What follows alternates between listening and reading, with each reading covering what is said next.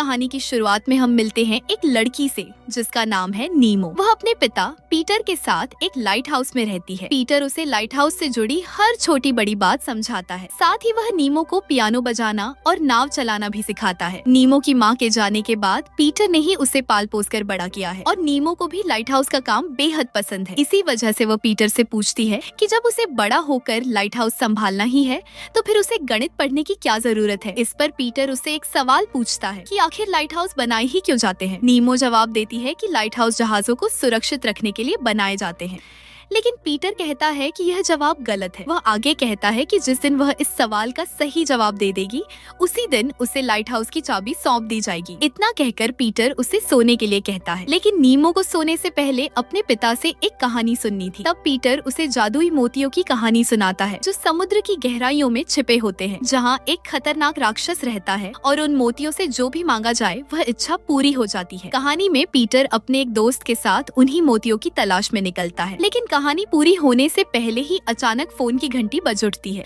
Phone उठाने पर Peter को पता चलता है कि आज रात एक भयानक तूफान आने वाला है और समुद्र में एक नाव फंसी हुई है जिसकी मदद के लिए पीटर को तुरंत जाना होगा। इसके बाद वह नीमो को सुलाकर अपने काम पर निकल जाता है। रात के दौरान अचानक नीमो की नींद खुल जाती है। वह अपने कमरे से बाहर आती है और देखती है कि चारों तरफ एक अजीब सा माहौल बना हुआ है। पूरा घर बर्फ की तरह जम चुका होता है। इसके बाद वह घर का दरवाजा खोलती है और देखती है कि बाहर एक भयंकर तूफान उठ रहा है। तभी एक विशाल लहर लाइट हाउस को तोड़ते हुए नीमो को भी अपने साथ समुद्र में खींच ले जाती है। अब नीमो पानी में डूबने लगती है। तभी उसे अपने पिता पीटर दिखाई देते हैं जो उसकी मदद के लिए उसकी ओर बढ़ रहे होते हैं, लेकिन अचानक एक रहस्यमयी राक्षस पीछे से आकर पीटर को अपनी ओर खींच लेता है और उसी पल नीमो झटके से अपने बिस्तर पर जाग जाती है। उसे एहसास होता है कि वह सिर्फ एक बुरा सपना देख रही थी। इसके बाद नीमो को अपने घर के बाहर नाव की आवाज सुनाई देती है और उसे लगता है कि उसके पिता लौट आए हैं, लेकिन असल में वहाँ कार्ला आई होती है जो उसके पिता की मौत की खबर लेकर आई है। इसके बाद कार्ला नीमो के अंकल फिलिप को फोन करती है और उन्हें पीटर के निधन की सूचना देती है। कार्ला नीमो को बताती है कि उसके पिता चाहते थे कि अगर उन्हें कुछ हो जाए तो नीमो शहर जाकर अपने अंकल के साथ रहे। यह सुनकर नीमो अपने अंकल के साथ चली जाती है। फिलिप के घर पहुंचकर उसे पता चलता है कि वह एक बड़ी जहाज बनाने वाली कंपनी का मालिक है और अपने विशाल घर में बिल्कुल अकेला रहता है। अकेलेपन की वजह से फिलिप को भी नीमो के साथ तालमेल बिठाने में दिक्कत होती है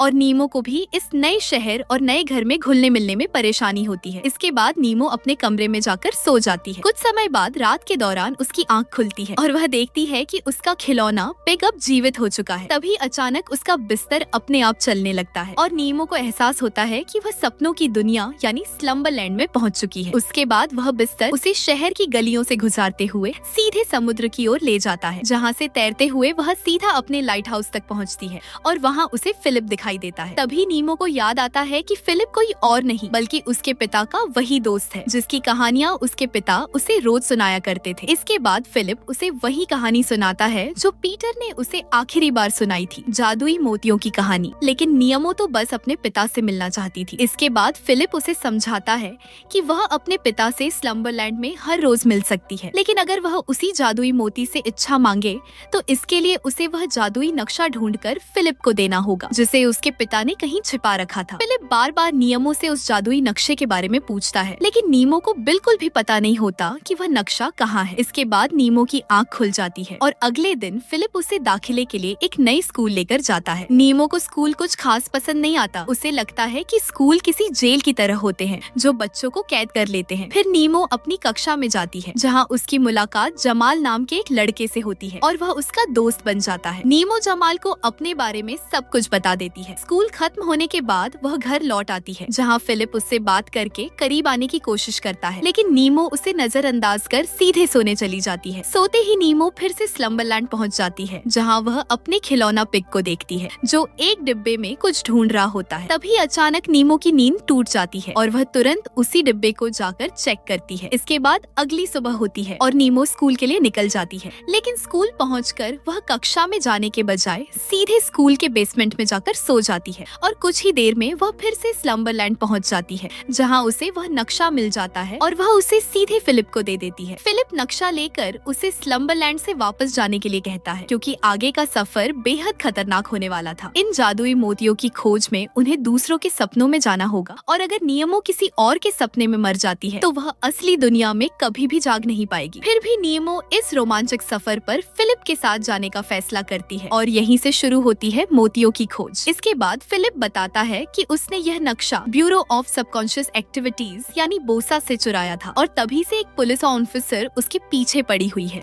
क्योंकि इन मोतियों तक पहुंचने का रास्ता दूसरों के सपनों से होकर जाता है। इसलिए अगर पुलिस ने उन्हें किसी और के सपने में देख लिया तो वे उन्हें पकड़कर जेल में बंद कर देंगे। इसके बाद नीमो और फिलिप मोतियों की तलाश में निकल पड़ते हैं और तभी वहाँ एजेंट ग्रीन आ पहुँचती है, जो फिलिप को पकड़ने आई होती है। लेकिन जैसे ही एजेंट ग्रीन उसे गिरफ्तार करने की कोशिश करती है, उसी वक्त हालात अचानक बिगड़ जाते हैं। इसके बाद कोई उन पर हमला कर देता है, लेकिन फिलिप नीमो को बचाकर वहाँ से दूर ले जाता है। तभी नीमो धीरे धीरे गायब होने लगती है और असली दुनिया में वापस जाग जाती है। इसके बाद वह अपने घर लौटती है, जहाँ फिलिप एक बार फिर उससे बात करने की कोशिश करता है, लेकिन नीमो फिर उसे नजरअंदाज कर सोने चली जाती है और फिर से वह स्लम्बरलैंड पहुँच जाती है, जहाँ उसकी मुलाकात दोबारा फिलिप से होती है। लेकिन इस बार नीमो कहीं नहीं जाती, क्योंकि वह सिर्फ अपने पिता से मिलना चाहती थी। तब फिलिप उसे बताता है कि वह बहुत समय से जागा ही नहीं है, जिसकी वजह से वह भूल चुका है कि असल दुनिया में वह कौन है। इसके बाद दोनों मोतियों की तलाश में वहाँ से गुजर रहे एक ट्रक के पीछे चढ़ जाते हैं, लेकिन तभी अचानक एजेंट ग्रीन भी अपनी कार में उनका पीछा करने लगती है। आखिरकार दोनों किसी तरह ट्रक के अंदर पहुँच जाते हैं, जहाँ वे देखते हैं कि ट्रक को एक छोटा सा बच्चा चला रहा है और अब उनके बीच शुरू हो जाता है चोर पुलिस का खेल, जहाँ वे उनसे बचने और पकड़ने की कोशिश में लग जाते हैं। तभी अचानक ट्रक का एक्सीडेंट हो जाता है और वह सीधे पानी में जा गिरता है, लेकिन दोनों किसी तरह अपनी जान बचाकर ट्रक से बाहर निकल आते हैं और एक बाथरूम के रास्ते बाहर पहुंचते हैं। पर तभी एजेंट ग्रीन वहां भी आ धमकती है और फिलिप को पकड़कर जेल में बंद कर देती है। जेल में फिलिप नीमो से कहता है कि असली दुनिया में किसी को उसकी परवाह ही नहीं है, इसीलिए उसने कभी जागने की कोशिश भी नहीं की। लेकिन अब इतने समय बाद वह जागना चाहता है, मगर वह यह भूल चुका है कि असल में वह कौन है। शायद अब मौत ही उसे सच्चाई दिखा सके। इसके बाद एजेंट ग्रीन वापस आती है और नियमों को वहाँ से बाहर ले जाती है। वह उसे चेतावनी देती है कि वह स्लम्बरलैंड छोड़ दे, वरना वह राक्षस कभी उसका पीछा नहीं छोड़ेगा। इसके बाद नीमो की आंख खुल जाती है और वह अपने अंकल के पास जाती है। वह उन्हें बताती है कि उसे अपने पिता की बहुत याद आ रही है। तब फिलिप उसे उसके पिता की पुरानी वीडियो दिखाता है, जिसमें नियमो देखती है कि उसके अंकल बिल्कुल फिलिप जैसे ही दिखते हैं और तभी सच्चाई धीरे धीरे सामने आने लगती है। फिलिप यह भी बताता है कि बचपन से उसके पिता ही उसके इकलौते दोस्त थे, लेकिन शादी के बाद उन्होंने उससे कभी बात नहीं की, जिसकी वजह से वह पूरी तरह अकेला हो गया था। अब अगली सुबह होती है और नियमो फिर से स्कूल के बेसमेंट में जाकर सो जाती है। सपने में वह फिलिप की मदद करने के लिए जेल पहुंचती है और किसी तरह ताला तोड़कर उसे बाहर निकाल लेती है। लेकिन तभी एजेंट ग्रीन वहां पहुंच जाती है, पर इस बार नीमो उसे चकमा देकर फिलिप के साथ भाग निकलती है। इसके बाद दोनों एक बर्फीली पहाड़ी पर पहुंचते हैं, लेकिन खतरा अभी भी टला नहीं होता। तभी एक विशाल पक्षी आकर उनकी जान बचा लेता है। इसके बाद वे एक छोटे से घर से गुजरते हुए सीधे उसी लाइट हाउस में पहुंच जाते हैं। वहीं नीमो फिलिप को बताती है कि असल में वह कोई और नहीं बल्कि उसके अपने अंकल ही हैं। वह और उसके पिता दोनों यहाँ आया करते थे,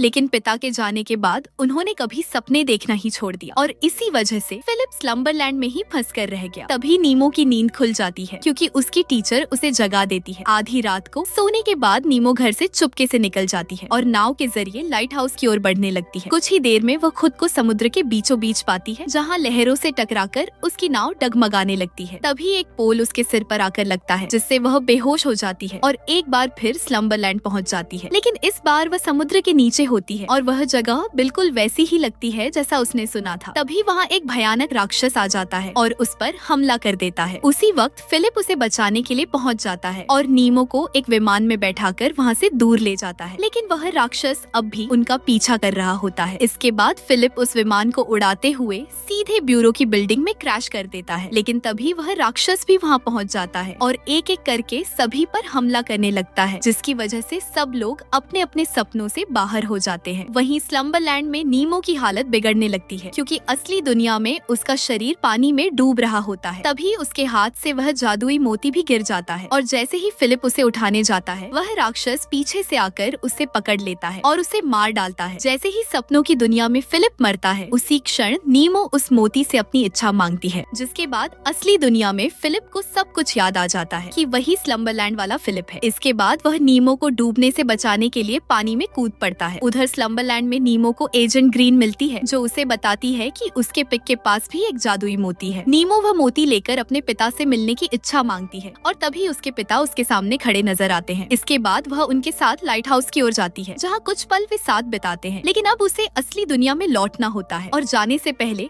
वह अपने पिता के सवाल का जवाब देती है। वह कहती है कि लाइट हाउस नावों को सुरक्षित रखने के लिए नहीं, बल्कि उन्हें सही दिशा दिखाने के लिए बनाए जाते हैं। सही जवाब सुनकर उसके पिता मुस्कुरा देते हैं और उसे लाइट हाउस की चाबी सौंप देते हैं। इसके बाद नीमो उस सपने से बाहर निकलती है और असली दुनिया में होश में आ जाती है। उसके अंकल उसे सुरक्षित देखकर बेहद खुश होते हैं और उससे वादा करते हैं कि अब वे उसे कभी अकेला नहीं छोड़ेंगे। कुछ समय बाद हम देखते हैं कि नियमो अपने स्कूल से बाहर आ रही है, जहाँ उसके कई नए दोस्त बन चुके हैं। साथ ही उसके अंकल भी अपनी जिंदगी में आगे बढ़ने की कोशिश कर रहे हैं और नियमो भी समय समय पर स्लम्बरलैंड की दुनिया में आती जाती रहती है।